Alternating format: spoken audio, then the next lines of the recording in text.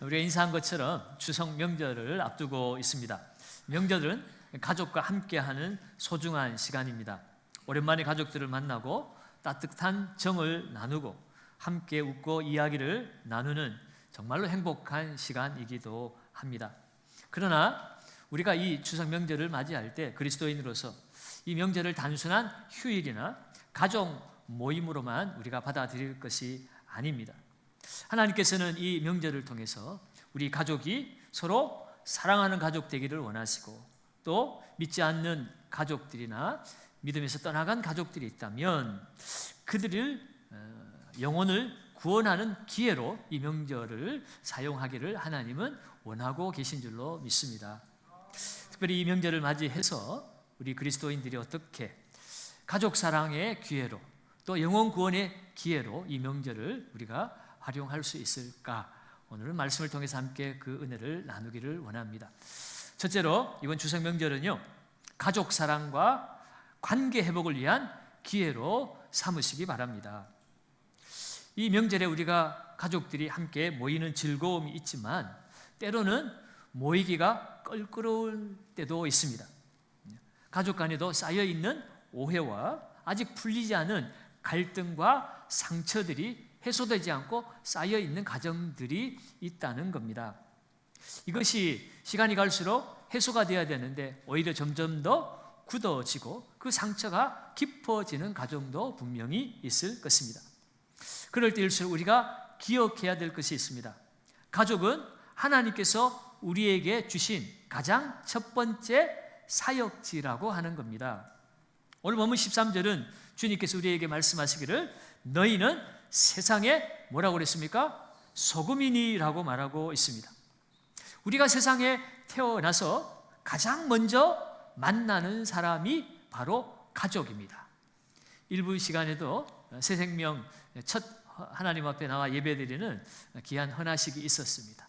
같이 축복하고 기도했는데요, 이 세상에 태어나면 가장 먼저 만나는 사람이 어머니요, 아버지요, 또 형제요, 가족입니다.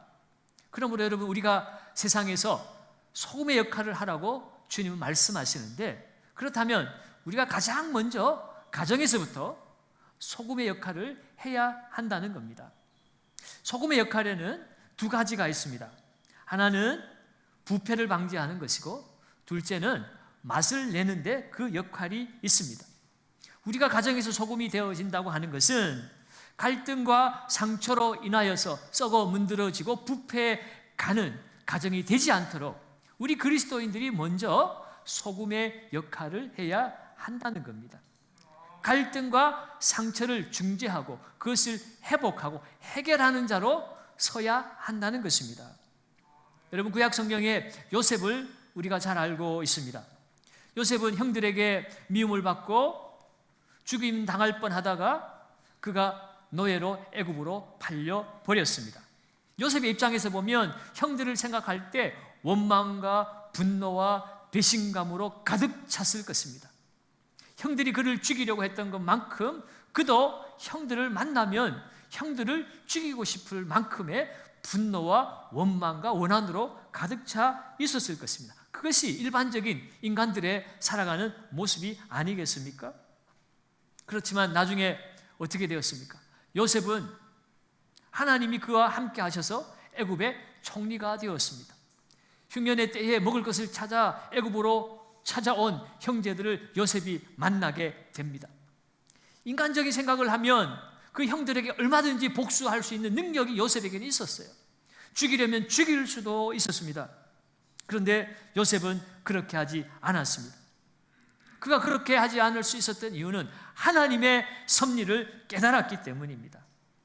내 인간적인 안목으로 그 모든 상황을 판단한 것이 아니라 하나님과 동행한 자답게 이 모든 상황을 하나님의 관점으로 바라보고 역사적 관점으로 그것을 바라볼 수 있을 때에 그 모든 상처는 해결될 수 있었고, 오히려 가족 간의 용서와 사랑으로 하나 될 수가 있었다는 겁니다. 창세기 45장에 보면 그가 형제들을 만나서 그들을 용서할 때 장면이 기록이 되어 있습니다. 창세기 45장 5절에서 8절을 우리 같이 한번 읽어보도록 하겠습니다. 당신들이 나를 이곳에 팔았다고 해서 근심하지 마소서, 한탄하지 마소서. 하나님이 생명을 구원하시려고 나를 당신들보다 먼저 보내셨나이다. 이 땅에 2년 동안 흉년이 들었으나 아직 5년이 바까지도 못하고 추수도 못할지라 하나님이 큰 구원으로 당신들의 생명을 보존하고 당신들의 후손을 세상에 두시려고 나를 당신들보다 먼저 보내셨나니 그런즉 나를 이리로 보낸 이는 당신들이 아니요 누구라고요? 하나님이시라. 하나님이 나를 바로에게 아버지로 삼으시고 그 온 집의 주로 삼으시며 애굽 온 땅의 통치자로 삼으셨나이다. 오늘 그의 고백 속에 나오는 그 주된 주인공은 바로 하나님이시라고 하는 것이에요. 요셉이 모든 상처를 극복하고 가족을 용서하고 사랑으로 하나 되게 만들 수 있었던 것은 하나님의 일하심, 하나님의 역사하심, 하나님의 계획과 섭리를 그가 완전히 깨달았기 때문입니다. 그래서 그는 나를 이곳에 보내신 분은 형님들 당신들이 아니라 하나님이시라고 그러는 거예요. 당신들은 나를 미워하고 질투해서 나를 이 애굽으로 보냈는지 모르지만 이것은 다 하나님의 계획과 섭리 아래 이루어진 일이다. 지금 봐라, 온 세상이 굶주려서 죽게 되었는데 오늘 나를 통하여 당신들을 살리고 당신들의 후손들을 존재하게 하고 오늘 이 세상을 구원하는 하나님의 역사가 이루어지고 있지 않느냐라고 그는 말하고 있습니다. 창세기 50장 20절에도 그는 같은 고백을 합니다. 당신들은 나를 헤아려 하였으나 하나님은 그것을 무엇으로 바꾸었다고요? 선으로 바꾸었다는 겁니다. 오늘과 같이 많은 백성의 생명을 구원하게 하시려 하셨나니 형들이 나를 미워하고 나를 죽이려 했던 것만 바라보면 이건 악한 것이고 내가 꼭 갚아줘야 될 정말 원한에 가득 찬 일이지만 보니까 그게 아니더라는 거예요. 그런 시간이 없었다며 오늘 이 순간이 없었다는 거죠.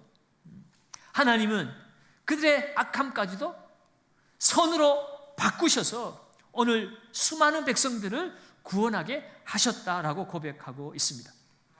그러니까 요셉은 자신에게 일어난 그 모든 고난을 하나님의 섭리로 받아들였습니다. 그래서 그 과거의 상처를 극복했고 가족을 하나로 묶는 통로가 되었습니다. 여러분, 이 용서의 이야기가 오늘날 우리의 가정에게도 그대로 적용이 될 수 있습니다. 여러분, 용서라고 하는 것은 우리의 마음을 무겁게 하는 그 짐을 하나님 앞에 내려놓는 것입니다. 상대방이 어떠하든가 중요한 것이 아니에요. 네가 나에게 잘하면 나도 너에게 잘할 게가 아니에요. 이 모든 상황을 하나님의 관점으로 보는 것입니다. 하나님이 살아계시고 그분이 이 세상을 창조하셨고 그분이 나를 구원하신 분이고 그분이 오늘도 이 세상을 통치하고 다스리시는 분이고 그가 이 세상을 심판하실 분이신데 그분이 나의 아버지이고 나의 구원자이심에도 불구하고 그가 나를 이곳에 보내셔서 이곳에 이 고난과 환난 가운데 두셨다면 분명히 하나님의 놀라운 섭리와 계획이 있을 것이다. 그 하나님을 주목하니까 이 사람이 어떠하든지 그것을 극복할 수가 있는 겁니다. 여러분, 이번 추석 명절을 요셉처럼 우리의 과거의 상처에 매이지 말고 그 사람이 어떠한가 그 사람의 말과 행동 앞에 흔들리지 마시고 오늘 우리는 하나님 앞에 사랑받고 용서받은 자로서 나에게 붙여주신 내 사랑하는 부모, 형제, 자녀들 그들에게 먼저 하혜의 손길을 펼칠 수 있는 그리스도인으로 우리는 살아야 하는 것입니다. 특별히 이 소금이라고 하는 것은 맛을 낼 때에는 그 소금이 녹아야만 맛을 낼 수가 있습니다. 여러분, 이 추석 명절에 가족들 간에 쌓인 오해와 갈등을 풀기 위해서 내가 먼저 녹아져야 합니다. 저 사람이 먼저 녹아지면 나도 녹아질 게가 아니에요. 전혀 변화되지 않은 형제라 할지라도 문제 있는 가족이라 할지라도 내가 먼저 녹아지고 나의 자존심을 내려놓고 오직 그리스도의 사랑으로 은혜로 형제를 부모를 자녀를 대할 수 있을 때에 거기에서 맛이 나는 겁니다. 사랑의 맛이 나고 기쁨의 맛이 나고 하나됨의 맛이 다시 회복되어지는 줄 믿습니다. 그럼 여러분 이번 명절에 주님의 사랑을 가지고 여러분 먼저 다가가시기 바랍니다. 껄끄럽고 어려운 그런 가족 관계에 있을 때에 우리의 말과 행동이 사랑의 맛을 낼 수 있도록 칭찬의 말, 축복의 말, 진심 어린 말로 사랑하는 가족들을 만나고 대함으로 하나님이 역사하시는 아름다운 귀한 행복한 가정을 만들어 가시기를 주의 이름으로 축원합니다. 두 번째로 오늘 우리가 이 명절을 맞이해서 우리는 영혼 구원을 위한 빛으로서의 사명을 감당할 수 있는 명절이 되기를 원합니다. 예수님이 14절에 또한 너희는 세상에 뭐라고 그랬죠? 빛이라 라고 말씀하고 있습니다. 빛의 기능은 어둠을 밝히는 기능이 있고 또 사람을 인도하는 기능이 있습니다. 깜깜하면 어디로 가야 할지 방향을 잃어버리죠. 그러나 빛이 있는 곳에 우리가 어디로 가야 할지 분명한 방향성이 정해지게 되어집니다. 어둠이 또한 물러갑니다. 우리가 믿지 않는 가족들 앞에서 빛으로의 사명을 감당할 때에 복음의 진리가 믿지 않는 가족들에게 전해지고 이 세상에 그냥 먹기 위해서 사는 존재가 아니라 하나님의 영광의 나라를 바라보며 소망 있는 존재로 우리의 가족들도 다시 태어나게 되어지는 겁니다. 특별히 이 명절이라는 상황 속에서 복음을 직접적으로 전하기가 어려운 상황이 될 수도 있습니다. 그러나 여러분 이럴 때일수록 우리는 빛과 같은 역할을 해야 돼요. 빛은 비치고 있으나 그것이 비치는지 알지도 못하고 그냥 우리는 너무나 자연스럽게 살아갑니다. 그러나 그 빛이 있음으로 말미암아 우리의 생명력을 유지할 수가 있습니다. 마찬가지로 여러분 우리가 우리의 믿지 않는 가족들이나 어려운 관계에 있는 가족들 앞에 우리가 특별하게 뭔가를 이벤트를 하지 않아도 있는 모습 그대로를 하나님의 사랑과 하나님의 그 은혜를 가득 담아서 서서히 빛을 비추는 삶을 살아갈 때에 우리의 가족들의 마음도 조금씩 열리게 될 것입니다. 특별히 16절에 보면 예수님은 이 빛된 삶에 대해서 이렇게 말씀하셨어요. 같이 한번 읽습니다. 이같이 너희 빛이 사람 앞에 비치게 하여 그들로 너희 착한 행실을 보고 하늘에 계신 너희 아버지께 영광을 돌리게 하라. 이같이 너희 빛이 사람 앞에 비치게 하라 그랬는데 그 빛을 그 다음에는 뭐라고 표현합니까? 그들로 너희 착한 행실을 보고, 빛을 보고를 착한 행실을 보고라고 동격으로 사용하고 있습니다. 우리가 빛된 삶을 산다는 것은 우리가 말로만 행하는 것이 아니라 우리가 삶으로 착한 행실을 보여줌으로써 그 착한 행실을 믿지 않는 가족들이나 또 오해와 상처로 갈등이 쌓인 가족들이 보고 너희 하늘의 아버지께 영광을 돌릴 것이라고 말씀하고 있습니다. 우리의 삶을 보고 믿지 않는 가족들이나 형제들이 하나님을 만나는 영광을 누리게 된다는 것입니다. 여러분, 그러므로 우리는 우리의 삶을 통해서 그리스도의 빛을 비추어야 합니다. 여러분, 우리 스스로는 빛이 될 수가 없습니다. 우리가 아무리 착한 행실을 하고 양식껏 산다고 해가지고 이 세상이 변화되지는 않습니다. 세상에 많은 성인들이 있었고 수많은 정말 선량한 사람들이 살아왔지만 이 세상이 점점 악해져 가고 소망 없는 세상으로 되어지는 것은 사람으로서는 이 세상을 구원할 수가 없기 때문이에요. 그러므로 여러분, 우리가 이 착한 행실을 통하여 하나님께 영광을 돌린다고 하는 것은 그 빛이 우리의 빛이 아니라 예수의 빛, 하나님의 빛을 우리가 받아들임으로 말미암아 그 빛을 반사해서 이 세상을 비추는 삶을 말하는 거예요. 여러분, 예수님은 스스로 이 세상의 빛이라고 말씀하셨어요. 요한복음 8장 12절에 예수께서 또 말씀하여 이르시되 나는 세상의 빛이니 나를 따르는 자는 어둠에 다니지 아니하고 생명의 빛을 얻으리라. 우리 스스로는 하나님 영광이 이룰 수 없습니다.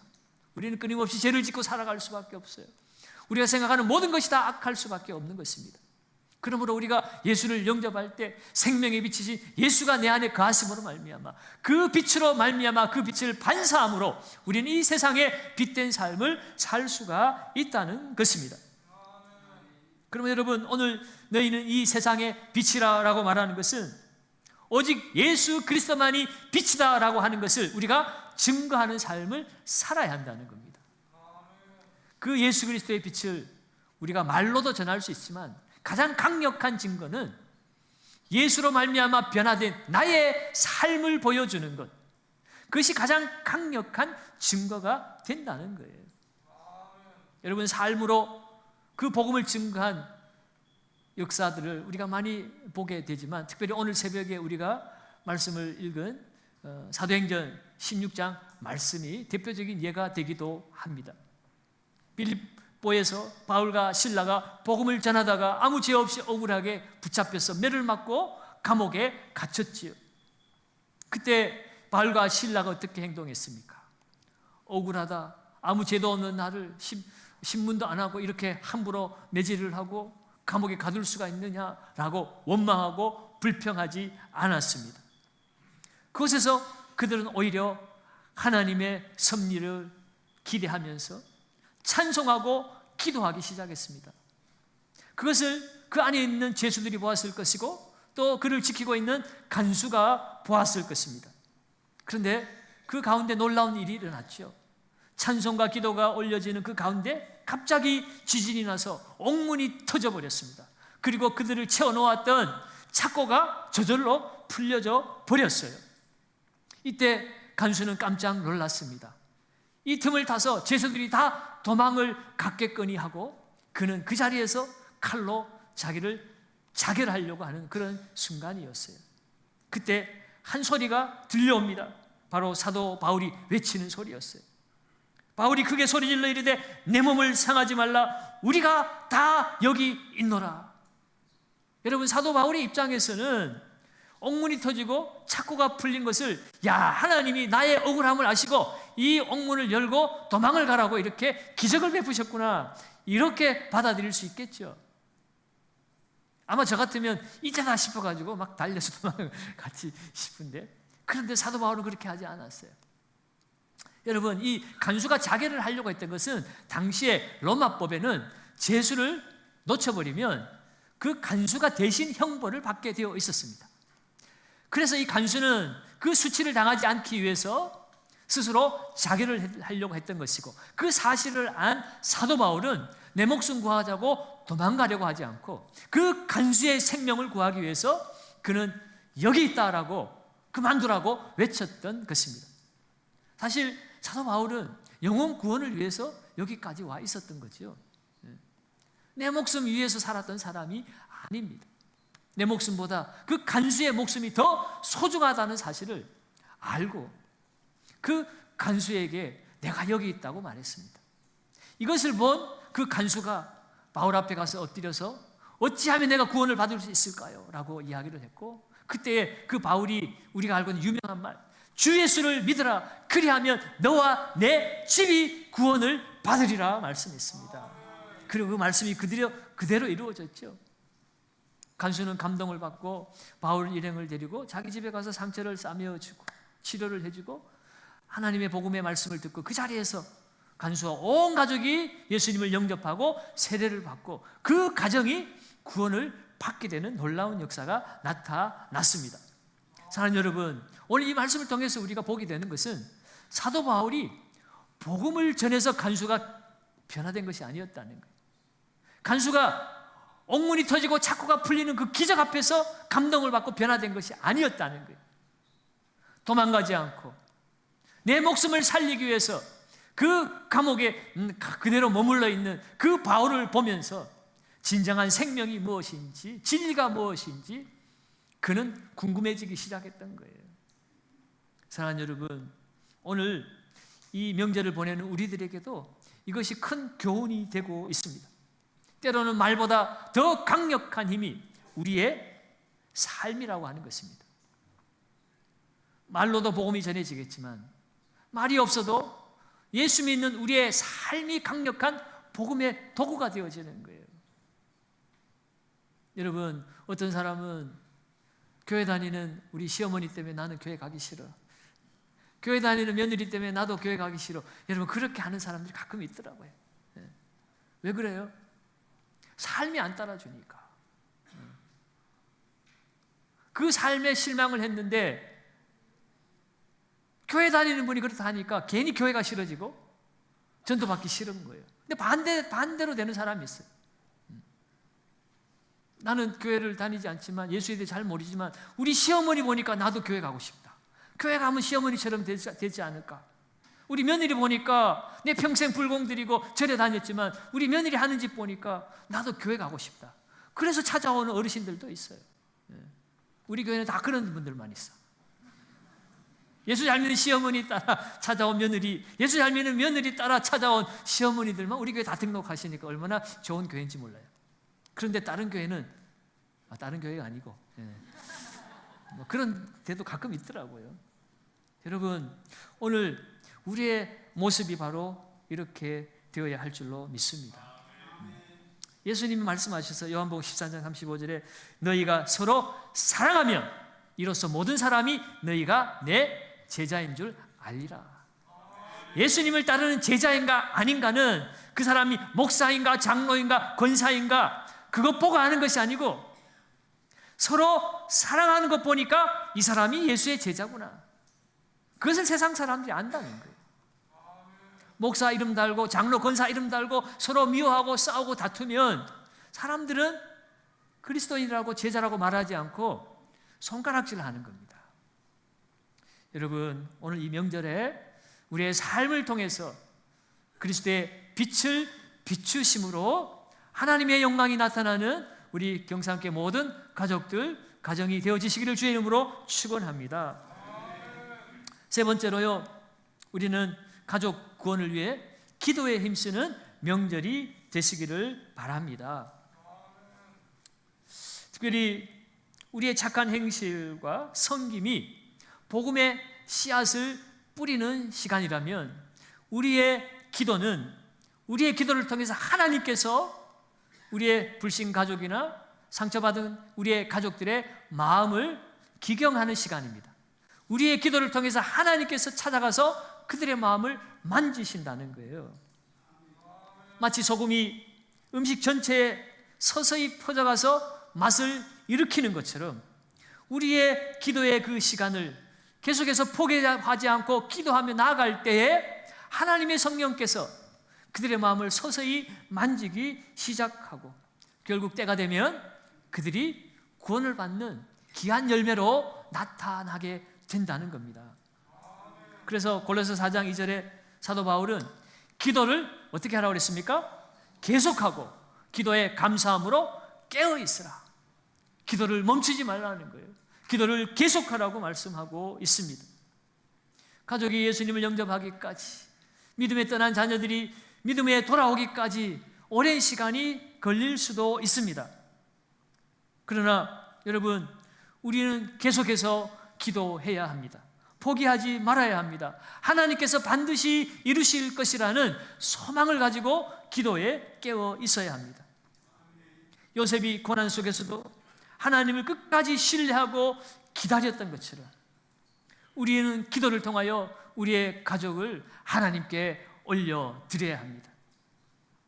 가끔 우리의 기도가 전혀 응답이 되어지지 않는 것 같이 느껴질 때도 있습니다. 그러나 그럴 때일수록 우리는 하나님은 우리의 기도에 반드시 응답하신다는 사실을 기억해야 합니다. 여러분, 5만 번 기도 응답을 받은 조지 밀러의 이야기를 우리가 잘 알고 있습니다. 그는 평생 수많은 고아를 돌보면서 하나님께서 부족할 때마다 기도하면 그 모든 것들을 제깍제깍 채워주시는 놀라운 기도의 응답을 체험하고 5만 번 기도 응답 받은 그런 사람으로 그렇게 널리 알려져 있습니다. 그런데 이렇게 기도에 대해서 응답을 받았지만 이 뮬러가 살아있는 동안 기도 응답 받지 못한 것이 두 가지가 있었습니다. 그것이 바로 사랑하는 친구의 구원이었습니다. 그가 60년 이상 기도했지만 2명의 친구는 그가 살아생전에 구원받는 모습을 그가 보지 못했습니다. 그런데요, 놀라운 일이 일어났죠. 뮬러가 죽어서 장례를 치르는데 그 중에 친구 한 명이 그 장례식장에서 예수님을 영접하고 하나님의 백성이 되어지는 놀라운 기도 응답이 나타난 것입니다. 그리고 그 나머지 한 명도 수년이 지나지 않아서 그 또한 예수님을 영접하고 하나님의 자녀가 되었습니다. 뮬러가 죽을 때 사람들은 이 사람들의 기도는 응답이 되지 않은 줄로 알았겠지요. 그러나 사람은 죽었지만 기도는 죽지 않았다는 거예요. 그가 살아있을 때 구원받는 모습을 보면 더욱 좋았겠지만, 그러나 하나님은 하나님의 때에 하나님이 섭리하시고 역사하신다는 겁니다. 내 이름으로 무엇이든지 기도하라. 그리하면 내가 하늘에서 듣고 그대로 시행하리라. 우리 주님의 약속의 말씀을 믿고 우리는 물러서지 않고 계속해서 우리 가정의 구원을 위해서, 회복을 위해서 우리는 계속 기도해야 합니다. 그러면 여러분, 이 추석 명절 동안에 우리가 기도할 수 있기를 힘쓰시기를 바랍니다. 여러분, 믿지 않는 형제들이나 가족들 때문에 기도하기가 어려울 때 짧은 식사 시간만이라도 여러분들 함께 기도하기를 힘쓰시면 그 진실된 짧은 기도 한마디에도 성령께서 역사하셔서 가족 구원의 놀라운 은혜가 시작되는 분기점이 될 수도 있습니다. 사랑하는 여러분, 오늘 말씀을 정리를 해봅니다. 추석 명절은 가족을 사랑하고 또 그 가족들에게 생명의 빛을 비출 수 있는 좋은 기회입니다. 단순히 그래서 모여서 좋은 음식 먹고 즐겁고 떠들다가 헤어지는 시간이 아닙니다. 오늘 우리는 이 가정 안에서 소금과 빛의 역할들을 감당해야만 합니다. 상처와 갈등을 용서와 화해로 녹여내는 소금이 되어야 합니다. 예수님의 그 진리의 빛, 생명의 빛을 받아서 우리도 그들에게 빛을 비추되 특별히 말이 아닌 우리의 진실된 행함으로, 사랑으로, 섬김으로 그들로 하여금 예수를 알게 해야 합니다. 그리고 아무리 시간이 걸릴지라도 믿음을 가지고 소망 가운데 기도하기를 힘쓰시기를 바랍니다. 기도는 반드시 응답되어집니다. 이 소망을 가지고 우리가 하나님 앞에 나아갈 때에 우리 하나님께서는 우리의 기도에 응답해 주실 줄로 믿습니다. 많은 사람들이 성경을 읽지는 않지만 그러나 그리스도인들의 삶을 읽고 성경을 만나게 되는 줄로 믿습니다. 스펄전 목사님은 많은 사람들은 우리의 말에 주목하지 않고 우리의 삶을 주목한다고 했습니다. 말하기는 이번 추석 명절 기간에 우리 모두가 다 그리스도의 편지가 되고 그리스도의 향기가 되어져서 영혼 구원, 가족 구원의 놀라운 은혜가 주 예수를 믿으라 그리하면 너와 내 집이 구원을 받으리라 하신 그 약속의 말씀이 우리 경석의 모든 가족들에게 이루어지시기를 예수님의 이름으로 축원합니다.